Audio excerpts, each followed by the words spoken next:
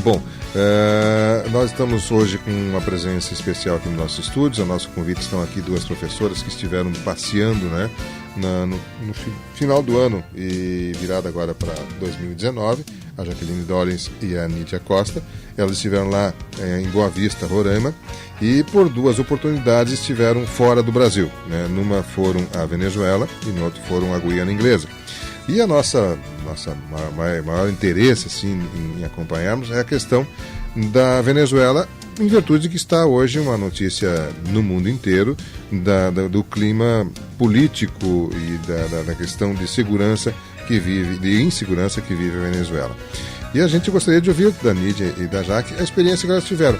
Como é que foi a ida para lá? Como é que vocês foram? Quanto tempo ficaram? Onde é que vocês estiveram na Venezuela?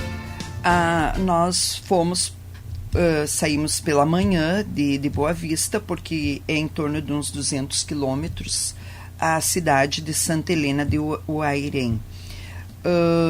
Essa cidade fica mais ou menos a uns 15 quilômetros da fronteira com o Brasil.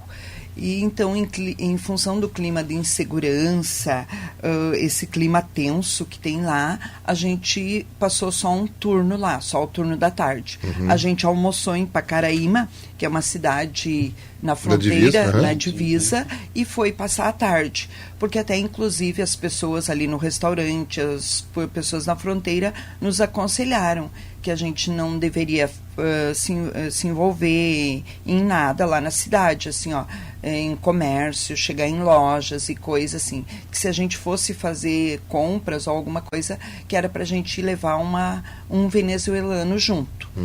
E o nosso interesse, na verdade, era a gente conhecer e ver alguma coisa. Certo. E a gente, com aquele clima tenso, a gente ficou só o turno da tarde lá.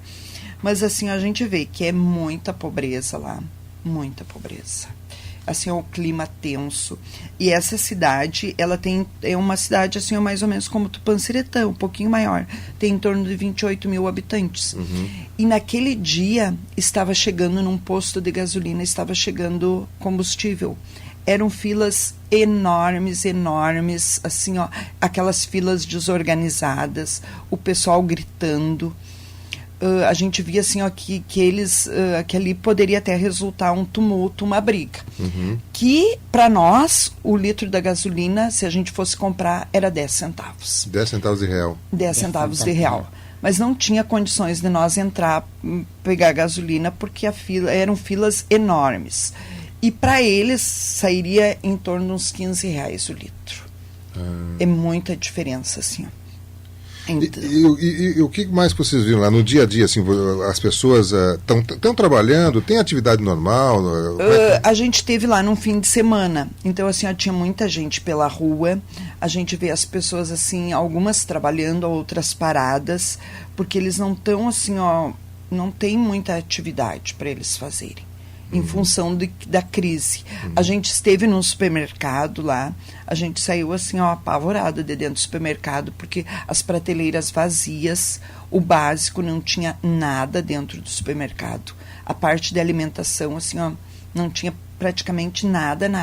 Só tem aqueles produtos, assim, que não são muito usados, digamos assim. Mas aquelas coisas, necessidades essenciais, coisa assim, do dia a dia. A coisa do dia a dia, não tinha nada no supermercado. E os que tinham eram muito caros, lembra o valor? Assim? Eram caras as coisas, muito caras. Olha, o pessoal de lá, assim, para comprar um pacote de 5 quilos de arroz é o equivalente a meio salário mínimo deles lá. Nossa. É muito caro as coisas, para eles, né? Sim, para nós é barato. Certo, porque a moeda deles não está valendo nada. Exatamente. E vocês chegaram a conversar com o pessoal lá, conversar com alguns venezuelanos? Não, a gente conversou muito pouco, porque a gente até optou por não descer muito do carro em função, assim, dos tumultos, que a gente ficou meio assim, meio preocupado, porque imagine se a gente ficar preso lá, né? Fica complicado. Sim. A gente desceu em 2 ou 3 lugares só. Um foi logo na entrada, ali onde tem uns pontos turísticos, tem uns monumentos, depois lá no centro, e daí a gente saiu para uma, digamos assim, para uma ribalde, para um lado da cidade, que daí a gente parou num bar para pegar água ou cerveja ou refrigerante que não tinha, daí a gente foi num outro que tinha, e daí a gente comprou. Até comprei uma cervejinha lá bem gostosa. Cervejinha. E tava, o preço para nós estava bem acessível. E a gente pegou a água, pegamos refrigerante, mas assim, daí eles até fazem questão de vender para os brasileiros, porque daí eles pegam o nosso dinheiro e daí eles vêm no Brasil fazer compras. Ali na fronteira, bem na divisa, ali onde tem aqueles monumentos, ali com as bandeiras do Brasil e da Venezuela, a gente encontrou muita gente ali com compras e encontramos muito, inclusive tem uma foto que tem um carro marrom ali, grandão. Aquele cara ali, ele estava fazendo a troca do dinheiro.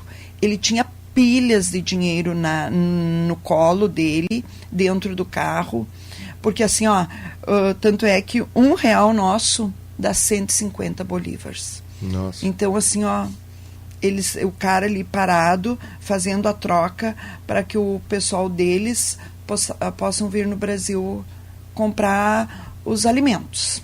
A gente viu muita gente, assim, muito venezuelano voltando com a alimentação. Inclusive, eu comprei 850 bolívares dele por R$6, Miguelzinho. R$6. R$6, 850 bolívares. Quer dizer, menos de 10. Eles tinham, assim, eles tinham maços e maços de dinheiro deles, né? Já que tentando vender. O objetivo deles era vender para eles poderem adquirir produto. A gente ouvindo de fora vê dois grupos, digamos, políticos assim na Venezuela. Um que é do atual presidente, que é o Maduro, né, e outro do Guaidó, que se autoproclamou presidente lá. Vocês chegaram a perceber alguma questão das pessoas assim estarem preocupadas com isso, ou estarem partidários de um lado ou de outro, alguma manifestação nesse sentido? Não, isso a gente não percebeu. A gente não, nessa parte aí não, porque a gente até não andou muito, né? Não conversou, não parou muito. E a gente até ficou preocupado, né? Porque daí a gente logo ficou sabendo, quando a gente estava lá, a gente ficou sabendo que o dono de um supermercado tinha matado o outro em função da mercadoria, né? E daí a gente até ficou com medo, né? Porque daí, assim, durante o dia, um esquartejou o outro. Nossa. Em função dos clientes. Esse clima tenso, vocês perceberam lá, sentiram?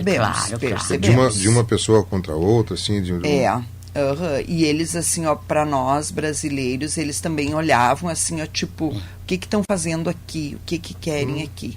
Poxa, isso persiste. Eu estive lá 10 anos atrás, era essa a sensação que eu tinha. Eles olhavam bem diferenciado pra gente, eles percebiam. E ficavam olhando assim, cuidando aonde que a gente ia, o que a gente, cuidavam. Se a gente ia parar, se a gente ia descer do carro. Ficava assim, chegavam a virar, olhando. Então a gente ficou com medo. Sim, é uma sensação meio desconfortável, né? Eu vou fazer um rápido intervalo comercial para a gente continuar prosseguindo a conversa aqui com a Jaqueline e com a Nídia, que estão nos falando um pouquinho da Venezuela, que elas vivenciaram durante algumas horas, agora há poucos dias, né, no início do mês de janeiro. Daqui a pouquinho vai ter no Face aí também algumas fotos que elas nos disponibilizaram, que você pode visualizar um pouquinho também, por exemplo, esse carro que ela comentou, que é um carro grande, marrom lá, que está lá. Eles têm muito veículo americano, né, aqueles carros enormes, né, aquelas coisas assim, porque são veículos que saem barato para eles, consomem um horror de gasolina, mas a gasolina é muito barata, né? Aí tem essa condição. Barata era, porque hoje já não é mais barato para eles. Um rápido intervalo, eu já retorno com nossas convidadas na manhã de hoje, a Jaque e a Nídia, que estão conversando conosco sobre essa experiência lá no norte do Brasil, em Roraima, e também na Venezuela. Também tem um outro país, daqui a pouquinho elas vão comentar uma outra cidade que elas estiveram lá também visitando. Um rápido intervalo, eu já retorno.